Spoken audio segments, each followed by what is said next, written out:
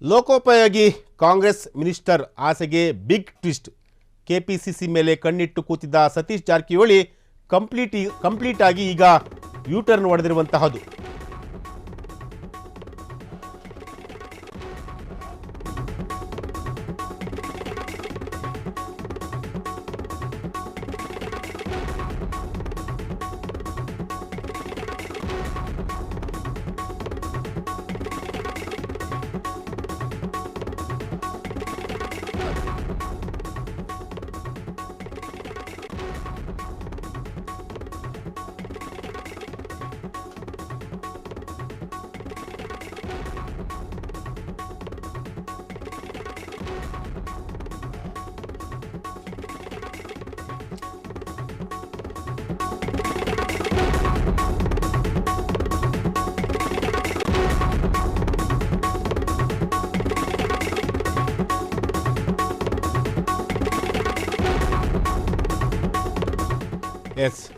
ಲೋಕೋಪಯೋಗಿ ಕಾಂಗ್ರೆಸ್ ಮಿನಿಸ್ಟರ್ ಆಸೆಗೆ ಈಗ ಬಿಗ್ ಟ್ವಿಸ್ಟ್ ಸಿಕ್ಕಿರುವಂತಹದ್ದು. ಕೆಪಿಸಿಸಿ ಮೇಲೆ ಕಣ್ಣಿಟ್ಟು ಕೂತಿದ್ದ ಸತೀಶ್ ಜಾರಕಿಹೊಳಿ ಈಗ ಕಂಪ್ಲೀಟ್ ಆಗಿ ಯೂ ಟರ್ನ್ ಹೊಡೆದಿರುವಂತಹದ್ದು.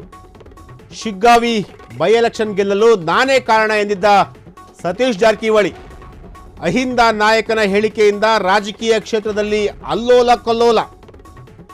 ಸಿಎಂ ಕುರ್ಚಿ ಮೇಲೆ ಸಾಹುಕಾರೀಗ ಕಣ್ಣಿಟ್ಟಿರುವಂತಹದ್ದು. ಸಿದ್ದು ಬುಡಕ್ಕೆ ಕಣ್ಣಿಟ್ಟ ಸತೀಶ್ ಜಾರಕಿಹೊಳಿ ಮಿನಿಸ್ಟರ್ ಸ್ಥಾನದ ಜೊತೆಯಲ್ಲೇ ಕೆಪಿಸಿಸಿ ಸ್ಥಾನದ ಆಸೆ ಬಿಚ್ಚಿಟ್ಟಿದ್ದ ಸಚಿವ ಸತೀಶ್ ಜಾರಕಿಹೊಳಿ ಈ ಬಾರಿ ಅಲ್ಲದಿದ್ರೂ ಮುಂದಿನ ಬಾರಿ ನಾನೇ ಸಿಎಂ ಎಂದ ಸತೀಶ್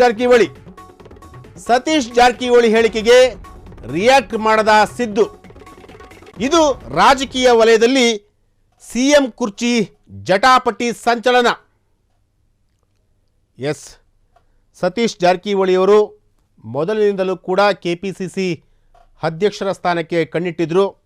ಹೇಗಾದರೂ ಮಾಡಿ ಅಧ್ಯಕ್ಷ ಸ್ಥಾನಕ್ಕೆ ನಾನು ಕೂತ್ಕೊಳ್ಳೇಬೇಕು ಅಂತ ಹೇಳಿ ಸತೀಶ್ ಜಾರಕಿಹೊಳಿಯವರು ಸಾಕಷ್ಟು ಟ್ರೈ ಮಾಡ್ತಾಯಿದ್ರು.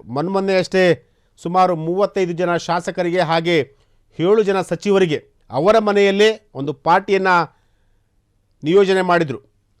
ಆ ಪಾರ್ಟಿಯಲ್ಲಿ ಸುಮಾರು 35 ಜನ ಶಾಸಕರು ಕೂಡ ಭಾಗಿಯಾದರು, 7 ಜನ ಸಚಿವರು ಕೂಡ ಭಾಗಿಯಾಗಿದ್ದರು, ಜೊತೆಗೆ ಸಿಎಂ ಕೂಡ ಭಾಗಿಯಾಗಿದ್ದರು.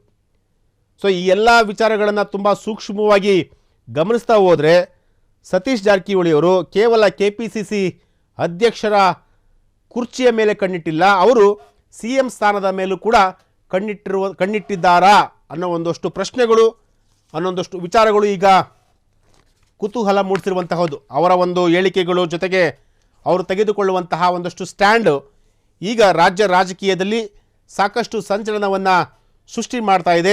ಅದರಲ್ಲೂ ರಾಜಕೀಯ ವಲಯದಲ್ಲಿ ಸಿಎಂ ಕುರ್ಚಿ ಜಟಾಪಟಿ ಇದೆಯಲ್ಲ, ಇದು ಬಹಳ ಸಂಚಲನ ಸೃಷ್ಟಿ ಮಾಡ್ತಾ ಇದೆ.